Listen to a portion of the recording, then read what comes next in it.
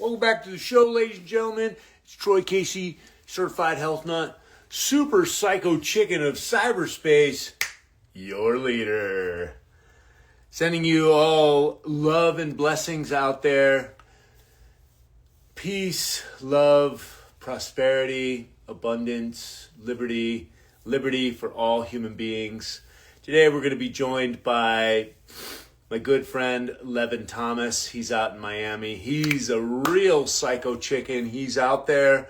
He's a high-level Czech practitioner. He knows the body like nobody I know. Expert in postural alignment, corrective exercise, and massage. Hey, the Virgin Organic. Good to see you guys. Okay, awesome. And so, yes, Levin is quite the intelligent human being. And very eccentric as well. I've had the great opportunity to spend time with him every time I go to Miami and get a massage from him. He is super skilled. And then I also went out to breakfast with one of my friends that joined kind of a religious sect. They live the way of Yeshua, I think it is. That's what he calls him. And he's one of the happiest, seemingly grounded people I know 30 years, 35 years later after I lived in Miami. And most people that were drinking and drugging are either dead or sick, or a lot of them are dead. And so we went out to breakfast, and Levin came with me, and Levin has studied comparative religion, and he has a very religious family that he lived with. And this, we're going to talk about, I did a post the other day about the through line axioms of the mystical teachings of religious texts, how they all pretty much said the same thing in a different way. And I got a lot of pushback from Christians.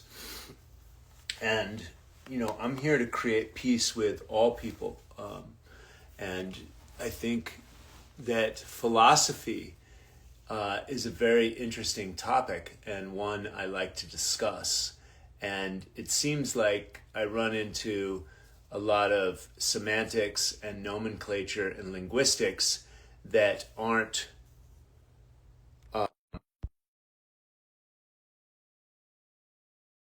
it's like my way or the highway in various different ways. So I wanted to bring on Levin because he's got an interesting perspective. And what's better than, hey, Levin, good to see you, brother. Good to see you too, man. Good morning. Yeah, yeah, awesome. And so I gave you a little introduction, and I recommend everybody follow Levin. He's very interesting. And like I said, he's very skilled with the human body temple. And we're going to open it up to questions and potentially have um, some Christians that would like to speak and um, and extol the virtues of what they think. So part of my point is peace and love possible on this planet? And I postulate peace and harmony and love. I mean, love's already here, and so however we can live in harmony together. Now, Levin, I did a little introduction. Can you give an introduction of yourself? And I know that you talked about growing up with your parents and them inviting other religious heads over there. Can you please explain your philosophy and some of the things that you've studied for the people? Yeah. First and foremost, I want to say I hang out with, like lifelong Catholic priests almost on a weekly basis. Matter of fact, they come over for a lunch, and they get to the likeness of the character, and we end up having amazing leisure time on Sundays, going on hikes and volleying, back and forth. Um, so first, I wanna start with this beautiful, poignant line that I. Oh no, did we lose him? I'm gonna try and pin his name, extreme underscore Swami. Did we lose yet? Did you? Okay, Yeah, there you are. sweet. So I was actually trying to swipe up and capture the screenshot. But essentially, the quote goes something like this: the unenlightened hurl stones at which they cannot understand, and the wise, use that same substance, that same stone, to build a place where we can all come together and share and understand and come to a kind of solidarity. So my gratitude to you for creating this forum, because ultimately that's what we need. We need to come together and have earnest conversations. What works for you? What have you, what are you observing, from your spiritual journey? The idea is that the moment we say we Levin, know. Levin, give me a little bit more of your religious background, please. I know Sweet. you hang out, but the way you grew up, and some of the things that you studied, and then we'll dive deep into the philosophy. We've got until 8 o'clock. Sweet. Yeah, I grew up in Kerala in India. This is like, I would say 3-4 generations directly from St. Thomas the Apostle christening the rich basin of Kerala to Christianity and Catholicism. So the lineage is heavily steeped in that culture, and we also, as you alluded in the story, we follow the Syrian Roman Catholic rite. So unlike going to the mass and having your mass in English, it's delivered with a little bit of the Syrian language as well. And again, like, this is like deeply rooted into early apostles, early Christianity. So it has kind of, in a way, like, maintained its exclusivity. And really, that's like the main theme of, kind of I noticed in all of my upbringing. There is a level of exclusivity that separates the rest of the world. Now, the great thing is, I grew up in India amongst, I had neighbors that were, like swamis and Sanskrit teachers, and like, I had neighbors that were Muslim. I had childhood friends at school that were Buddhist or Jains. So the moment I step into the school, there is this philosophy of, hey, like, we are all humans, despite the colors, the face, the religions. But then the moment you step out of the school, they were like, we were back to the idea of, the illusion of separation, essentially. um, Emigrated to the States in 2006.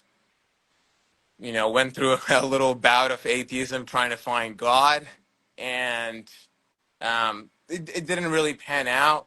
I've been down the whole kind of materialist route. Got myself into a little bit of injury, and coming out of that injury, the main insight was actually this sense of spirituality and connecting to that is, what is beyond me, and that is beyond my comprehension. And that that value alone is like, it's like the precursor to every other. It's a level of earnesty and humility that opens up potentiality to pour into me, a little bit more.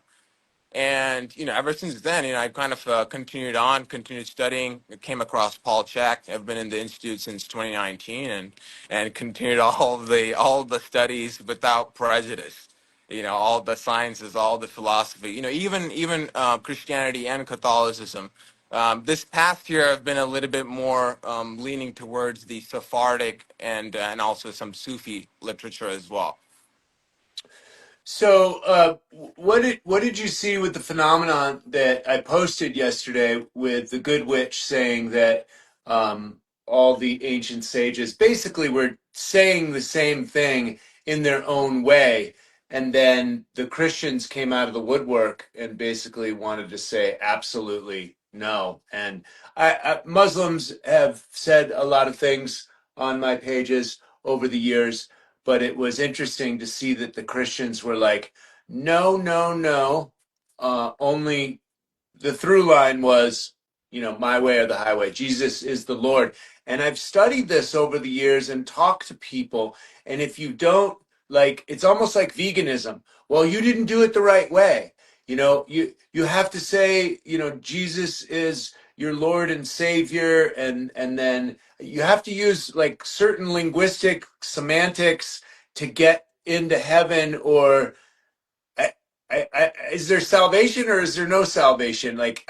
And then you got to do it right or you're doing it wrong, and you got to read the Bible. And isn't making uh, a physical thing, isn't that idolatry? Right. I mean that breaks one of the first, 10 commandments right there. We essentially encapsulate the idea of God into all these different conditions, and it no longer fits the actual definition, which is unconditional. Um, the thing is, like, when that video it's a little controversial because it starts out by saying, what's the difference? And the question is, what is the difference? And the viewer is thinking, the viewer is populating all the beautiful differences of those various traditions, and then she kind of like drops the mic and says, actually, there's no difference. They're all one and the same. So it's quite generalized, and it's quite provocative. Um, So what's it, Levin? Let's kind of encapsulate this. Get to the point. Like, what's your perspective on this? And then I'd like to hear. We went to breakfast last time I was in Miami with my friend Don, and Don is a nice guy, and he's very peaceful. I like his harmony. But you guys got into some discussions about the Bible and how violent the Bible was, and it was interesting, those discussions. Can you talk a little bit about your point of view on that? Yeah, you know, the whole idea of like us versus them is going to create separation that's going to be, how do you say, creates heavy levels of partiality leading to just all forms of violence. And we can be, anybody can be militant in saying that this their value is the right way, but the world is full of people that do not all share these values. And like my like I have fingers, but they're all different, but they all come together in harmony and make my body function. So so how can we do that with the world? Like, it would be great, if the middle finger goes around and flipping off all the other fingers, and there's no harmony there. So that's it. Like that was really what I was trying to come to some sort of understanding with Don. With this level of who's right and then who's left, isn't that the same as things like elitism and eugenics and all kinds of selective hybridization and GMO? Isn't that exactly what what they're claiming as a form of like religious banner? Well, yeah, I mean that's the control grid, right? And the control grid is based in what? Insecurity.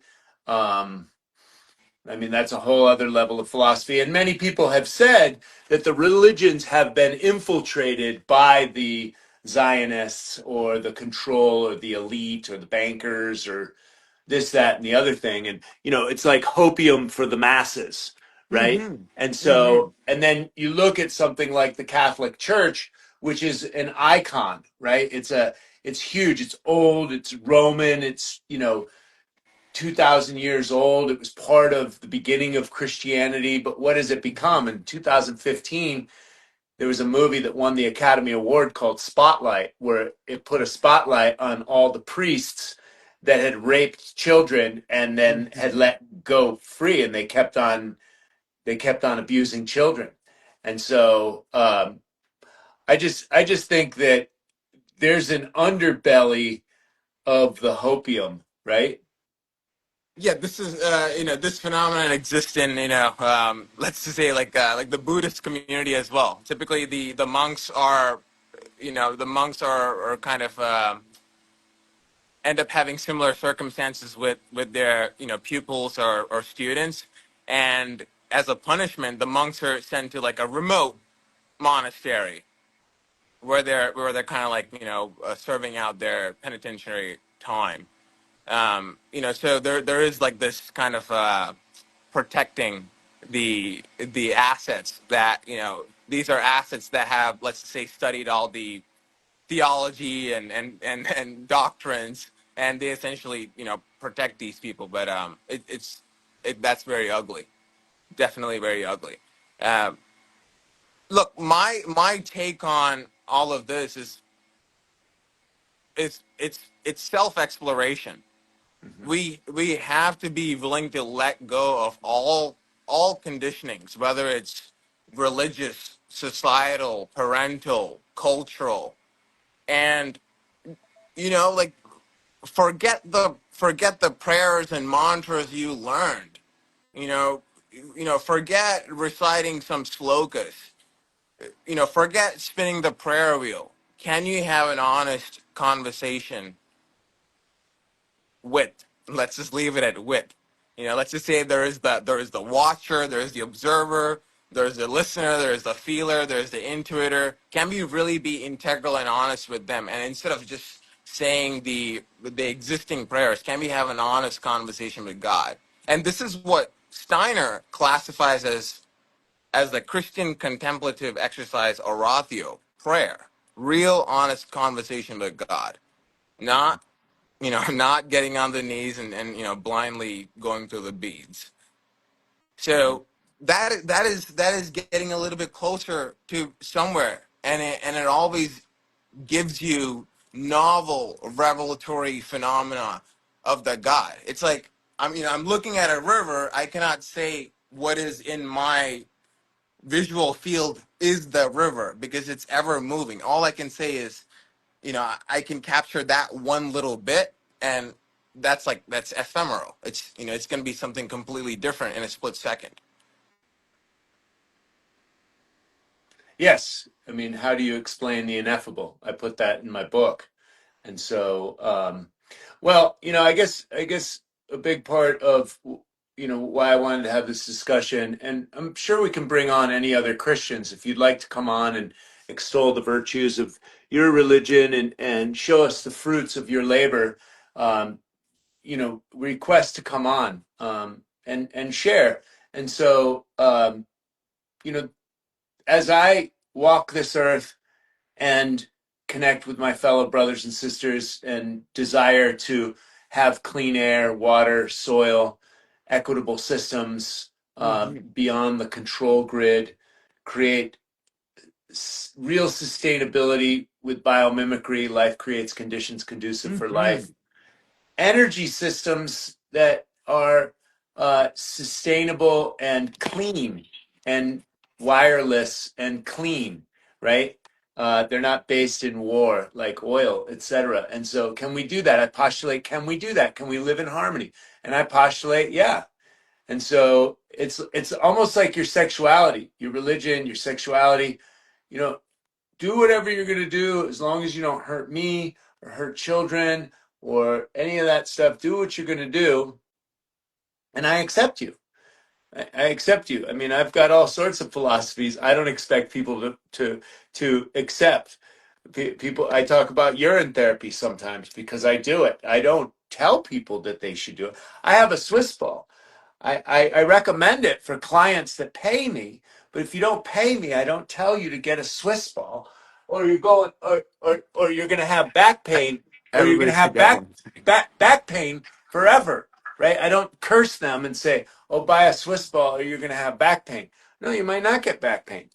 Um, so, and I often have discussion with people that maybe they have Bibles or something, and they're in the gym, and I talk to them, and it's not far off to where if I don't have a Bible, I'm going to hell. And so, and then I see the other side of it where I see these like scammers and cheaters, and they go hang out in the church and they hide behind the church. And I see them making videos with the Bible and stuff. And I know that they're liars and scammers, and and I've had some relationships with people of religion, and it's not long to where it's I'm this and you're that. And I could go around and say I'm enlightened or I'm more enlightened than you. But so what? I still got to chop wood and carry water. You know what I'm saying? So what? I still got to live in this environment with you and everybody else, right? We all get to make magical pieces of paper, go to Hey, sleep every day, wake up. We're still all in, my point is we're all in the same boat.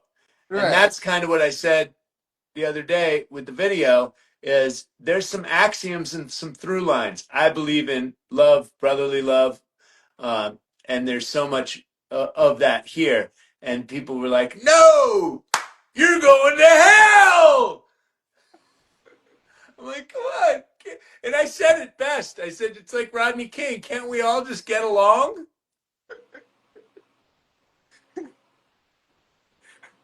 I I think the video should lead with that. Can we all get along? This is what's going on. Um, yeah, look, at the end of the day, it doesn't matter how enlightened you are, like whatever your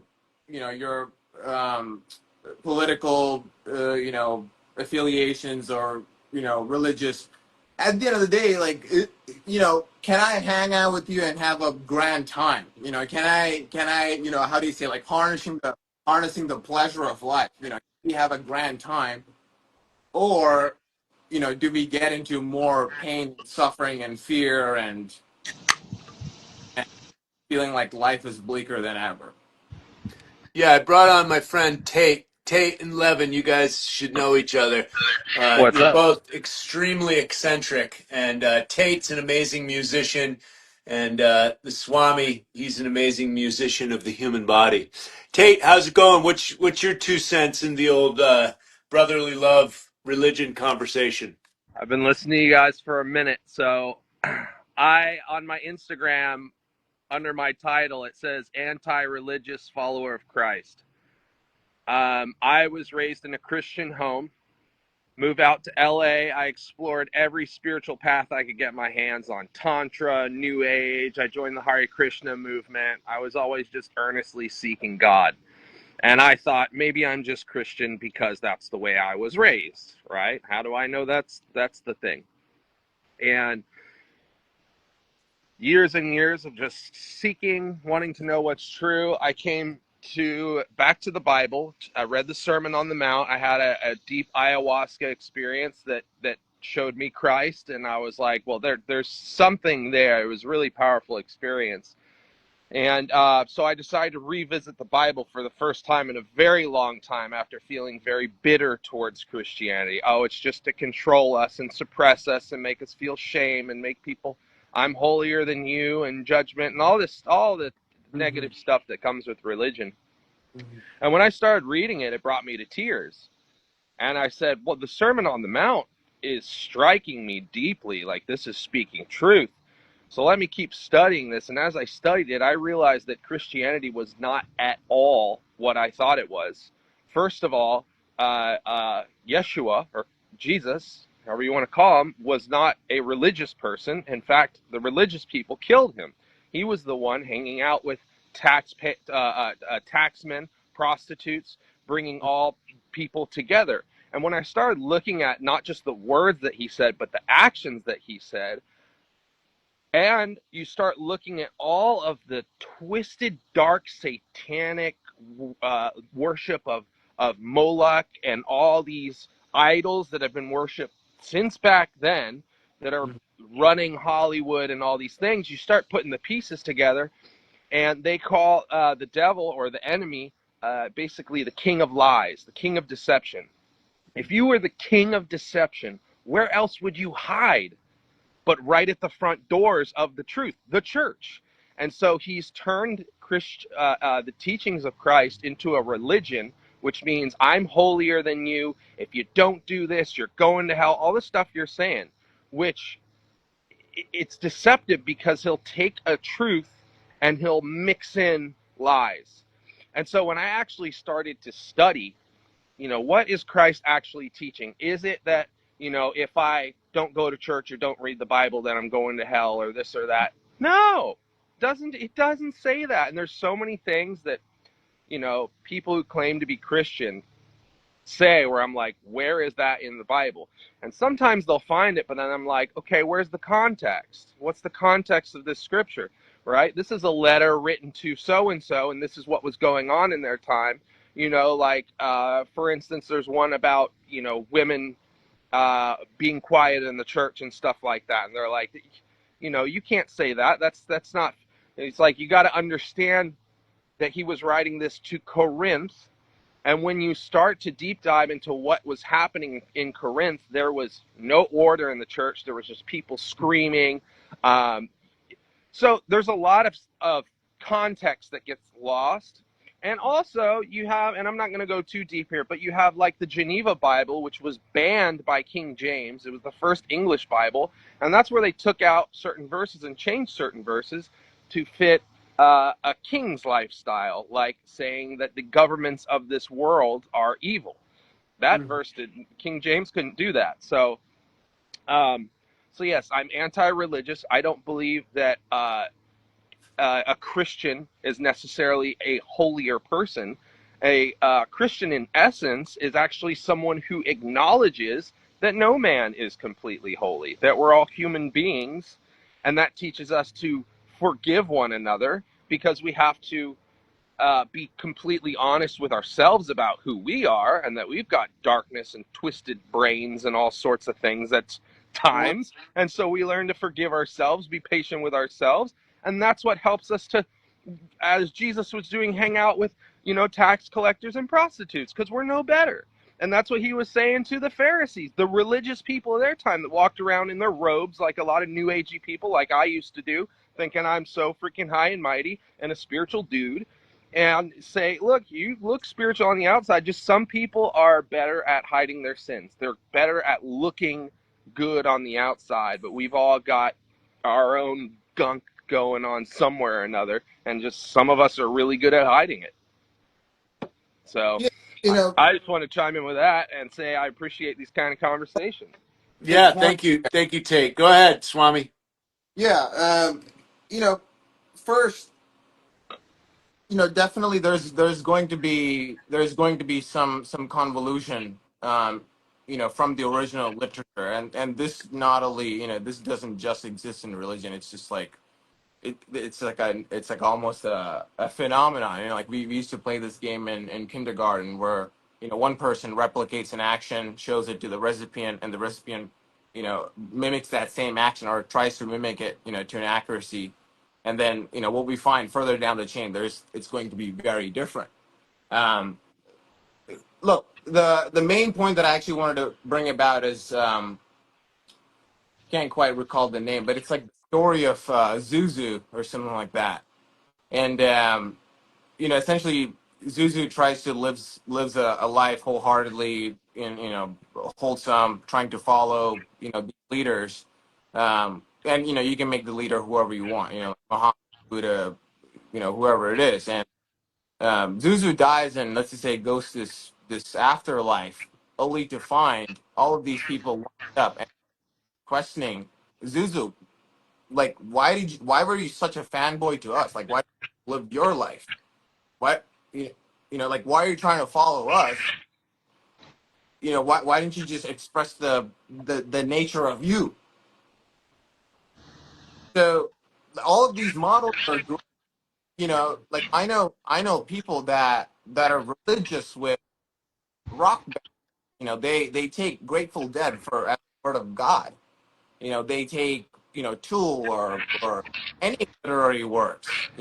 They'll take any poem literally works as like, okay, like this is the pinnacle of intelligence, what we'll base the reality on. But that is very subjective to that person, and to also kind of go over having visions and mystical experiences. Like, these things are typically a result of our ideaplex and memory.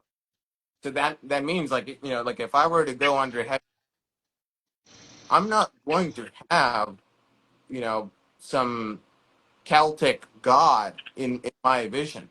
It's going to be very Eastern and perhaps a little bit of Christian visions as well. It may have a bit of Hinduism, Islam, and it's going to be a blend of what I grew up. So we cannot really say we know anything because the moment we say we know something, we have already put the condition around it and we have made God a statue or a concept. So God is actually a learning process. It is always a Absolutely. It's a relationship. it is a relationship. And you get to know God by spending time with God through your intentions to spend time with God, just like another human being. I can't just read a book about who Troy is and think I know who Troy is. I've spent time with Troy, and the more time we would spend together, the more I'd get to know him. It's the same with God. You just got to spend time with him and, sit in silence. I think prayer, yeah, sometimes you talk to God, but sitting in silence, man, you can get a lot from God there. And Hmm. I used to follow a similar ideology as you're expressing here. Who's the guru? Gee, you are you, right? Follow your own path. Why are you going to follow somebody else? There's truth in that. However, by spending time with God, God wants to move through us, and there's a harmonious synergy that can happen. God does refer to himself as I am in the Old Testament, and I think there's a lot to be said there. I am presence, right? It's the I am presence. He talks about pouring through you and living inside of you. It says in the Bible that no one will say, look here or look there, for the kingdom of heaven is within, and on earth as it is in heaven. So on earth, out here as it is within. So there's all sorts of things pointing to that, but I think it's a slippery slope with the New Age movement where they want to be God and they stop acknowledging that there is a God that is beyond their own understanding, Sure. that you can never fully grasp. Let me ask you this. Are you familiar with the idea of metabolic type dieting and eating for your primal pattern? Somewhat. I'm not super knowledgeable in it, but I've heard of it. So you can get Paul's book Eat Move and Be Healthy, or correspond with Troy and he can maybe share resources on that. The idea is there is no one size fits all. We can I can take I can take the way it is as I can take the way it is and say this is the best way. It's basically the analogy is me saying, okay, carnivore is the way, vegetarian is the way. But what we find in primal patterns and metabolic typing is that there is actually a very unique signature way food is consumed that is perfect for the individual, and it replicates perfect poops. It creates almost bratwurst poop. Yeah. I will just So add that what you're. all. What's And that? we have to be extremely courageous in looking at having the self inquiry. The moment I'm saying, all right, like the Grateful Dead, these songs are amazing, or the moment these slokas speak truth to me. There are amazing slokas that literally speak truth. There's ancient Hindu slokas that say, what happens if you fill your stomach with one quarter good food, one fifth good water, and you walk 100 steps reciting 100 mantras, then what is the use of a physician? There's brilliant truth in all amazing texts, but there's also along with it there's also other things that may not be that may not be true for us, and Yes. ultimately it requires inquiry. Sure. I would say that you're absolutely correct. And paradoxically, just like with your analogy with health, right? It's paradoxically, it's subjective and objective. Everybody has their own diet that's going to work for them, but no one should be drinking a pint of canola oil every day. Like that's bad for everyone. Mm-hmm. And that's the only caveat I wanted to point out, because when it comes to spirituality, you have ideas such as solipsism, Mm-hmm. where Very there good is point. no right and wrong. It's all a matter of how you perceive it. And that's dark. I mean, that comes right out of the satanic playbook, because Very I good don't point. care who you are, how you perceive it. If I kill somebody and it's Mm-hmm. not from self defense, that's wrong. I don't care Right. what your ideas are or how you perceive it, man, or And that's the slippery slope with going fully subjective. So I just wanted to acknowledge what you're saying 100% absolutely. It's That just point. seeing the paradox of the two coexisting together. Yeah, I love that point. To kind of support that point further, in my practice, we oftentimes people are in chronic pain. They don't know what the ideal is because they have been living with, suboptimal circadian rhythm, suboptimal cortisol spikes, all kinds of, various, deleterious behaviors. So oftentimes we start with what not to. All right, can we stop skipping sleep? Can we start observing a good, so having that awareness is great. We need to have this understanding that, okay, these things are actually bad. These are not right. Sure. Uh, and, you know, that avoids the whole slippery slope. Yeah.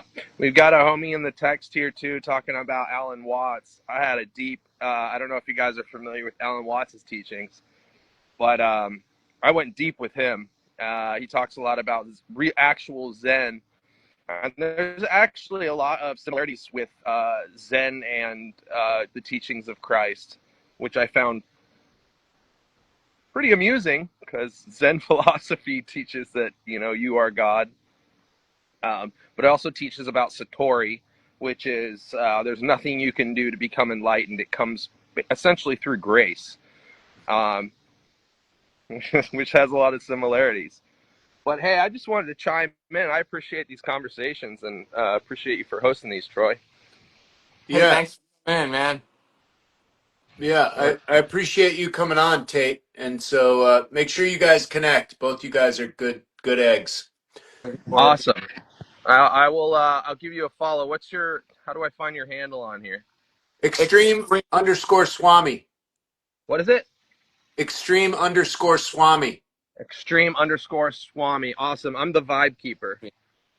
Okay, One yeah. word. All right. Cool. Thanks, Take care brother. of yourselves. All right. Likewise. Thanks, Tate. Peace. So we've got someone else that wants to come on here as well. Absolutely. Let's see, Chris Dixon. And so trying to add you now there, Chris. And so, yeah, good conversation. I think a lot of people get it. Um, and that's the truth. I said the Zen statement earlier. Hmm. Um, chop wood, carry water before enlightenment, chop wood, carry water after enlightenment. I liked what he said about um, what is it, Satori, that you can't really search out enlightenment. It comes through grace. Hmm. How's it going, everyone? Who's Good. that? Good. Chris. Nice. Hey, Welcome to the chat. thanks for We putting me offer on. we offer you brotherly love over here from Psycho Chicken Central. Nice sending it to you from Node 001. Sweet. Okay. What would you like to share and talk about on this topic today, Chris?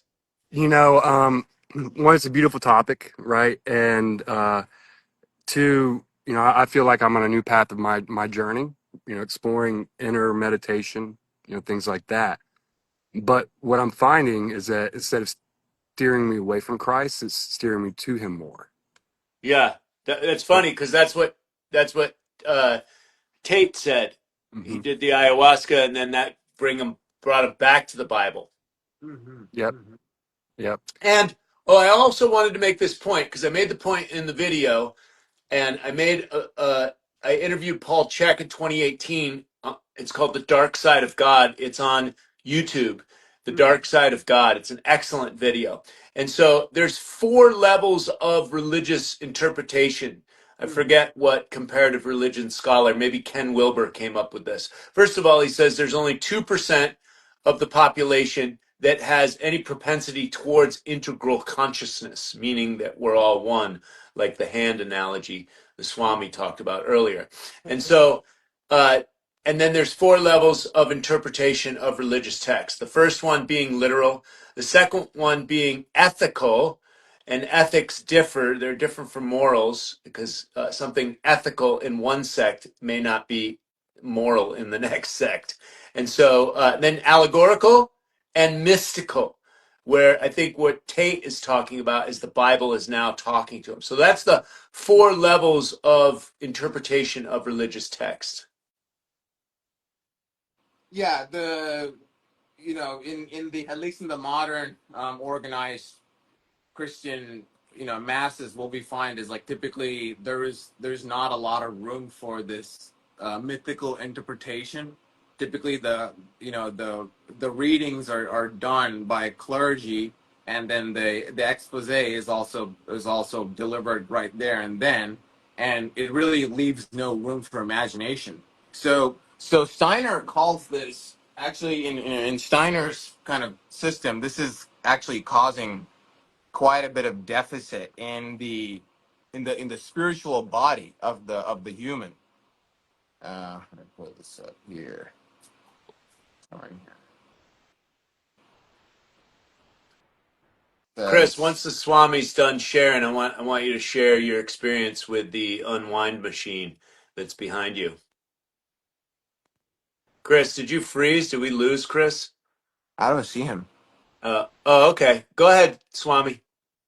Yeah, I have this little bit here. It says Uh, Rosicrucian tradition was also text-based, similar in many ways to Lectio Divina. In this case, texts are esoteric, dense, symbolic, occult, paradoxical allegories containing the most profound understanding of creation and nature expressed in radically non-dual language. Anyone who has ever tried to read an alchemical text knows how difficult it is to penetrate and understand even first glimmers of the wisdom it contains. There is only one way. Leg, ora, leg. Read, pray, and read again. And by reading, Steiner, in his description of the Rosicrucian path, calls it studying. So it's almost like, to kind of go in line with that, um, some pilgrims approached, Saint Anthony of Padua, and he's like, "Sir philosopher, what do you do, deprived as you are of books to be read in your desert retreat?" He answered, "I read the book of nature." Reading in the book of nature, which is not an activity. So essentially it's almost like he's saying, like the nature itself is text. Like, kind of going back to the idea that you shared. We want to have this clean air, clean water. You know, we can kind of agree that we cannot live without air for more than, I don't know, 6 minutes. Um, or, we 3 to cannot live 5. without Yeah. water. um, It's so I want to comment a little bit on that. You said read, pray, and read. Well, a few years ago, I stopped reading altogether. Why? Because I've read, hundreds of books, and I choose to implement them into my life. And I also understand through practicing Vipassana meditation and really sitting, um, my whole religious experience is life, right? My is day to day, moment to moment presence, loving on my children, being clean and clear with myself, taking Mhm, care of my human body and my sleep and my nutrition and my family. mhm, This is my spiritual path, is the mhm, actual path. Not that I can't get something out of a religious text, or that's why I talk to a lot of Christians. And when I traveled as a fashion model in Europe many years ago, the Latter day Saints and the missionaries, they were the only English speaking people in some of the cities I was in. And they love to talk to people, and I like to talk to people. So I would talk to them for hours. And I would always, they were always trying to convert me, and I was always just trying to have a conversation with them. And it was interesting, the dialogue, because we would debate, and I didn't have the knowledge I have now back then. However, we would debate their philosophy. Yes. Yes. Yeah. At some point we do need to know what is enough. And actually in Christianity they actually call this intellectual effeminacy. Not having a sense of truth and always on an incessant, ever never ending pursuit of what may be the capital TRUTH. Um, yeah, and at that point we realize that only truth is actual honest self inquiry. Well, going to a higher level than that, my understanding is philosophically from, you know, Plato to Descartes, the only truth that anyone can really spout is I am here right now. Everything else is hypothesis, conjecture, um, because to the point of Tate or yours with drinking the canola oil, there are people dropping bombs on other human beings all over the planet, even though it's not good, right? Right. Yeah, we should all have a conversation and actually classify all the things that are not good, and then have another conversation of what are values we can agree upon and principles we can agree upon. I don't know. This seems a little lofty, but Well, no, that's what I postulate, Levin. This is what I postulate. Is peace possible? I say yes. I, yes, I say that, and this is where you go into the spiritual text and the Mayans, and we are going through a different part of the universe where the neutrinos from the central sun are jostling the frequency and vibration of our consciousness, of our being to a higher order. This is what I postulate we are going through during this time, this great time of awakening. And that we will get on the other side, that of course we won't rape little children. And of course we won't drink the blood of that. And of course we don't poison the water that other human beings drink out of. We won't poison the soil and the food. This is why do this? This is a stupid thing, right? This is stupid, right? So I postulate we're coming, baby. We're coming when the frequency and vibration rises up to the level of Christ. yeah, Hello, the second coming of Christ is when we all get that realization, that self realization. yes, yes. Self realization. We need to take an honest reflection at all these things, and then look at all these things that are really bad, and really with our actions live the truth, and bringing on these kind of systems that do not have a place for any of those atrocities. Yeah, Swami, in our last few minutes, because I've got to get on a coaching call. And so, can you please talk about your business and how people can work with you and get a hold of you? I know you work online as well as in person in the Miami area, South Florida. Yeah, absolutely.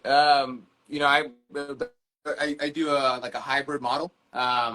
I do recommend people come in at some point to get their entire posture read.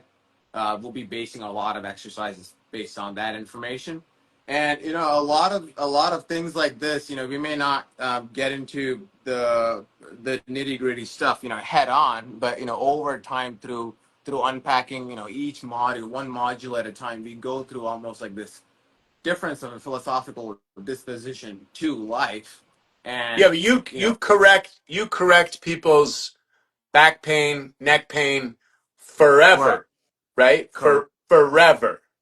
Right? Yes, This isn't some like health coach like eat better and go to sleep. Like you go over things fine tooth comb. You're also good with the hands. So talk a yes. little bit about your assessments and your corrective everything. Absolutely. So typically this is like ideal for people that have gone through the ringer, that have gone through all the experts, done all the modalities, all the fitness trends. It's really, looking at the body, looking at the spine, looking at the basic primal patterns, seeing where there is a motor discrepancy, and really coaching that fluidity and natural movement back into the body. All of the exercises and coaching is designed to bring the orthopedics back to the standard where the spine and the joints have much better axis of rotation, or the optimal, axis of rotation, I should say. um, so it's not a, it's not like, it's not some kind of aimless coaching of sorts. It's very intensive in the sense that we are actually working on the skeletal structures, muscular structures, fascia, all of that, and we bring them into alignment. Now, again, like, depending to the level of aberration, it would require some manual work. That's where these guys come in, and I've been sharpening them for very many years, and they're quite the scalpels. Yeah, well, I have received hours of your therapy, and so I really appreciate that. Everybody follow extreme_Swami. Get with Levin. He's an amazing practitioner. He's got my stamp of approval. If you can't work with me, work with him. And if you're in South Florida or you have any friends in South Florida, connect him with Levin. We'll continue this conversation in the comment section below after this is posted on my page. Thanks everyone for tuning in. God bless everyone, and we'll see you soon. Levin, thanks so much, bro. God bless you. Sweet, Godspeed, man. Peace.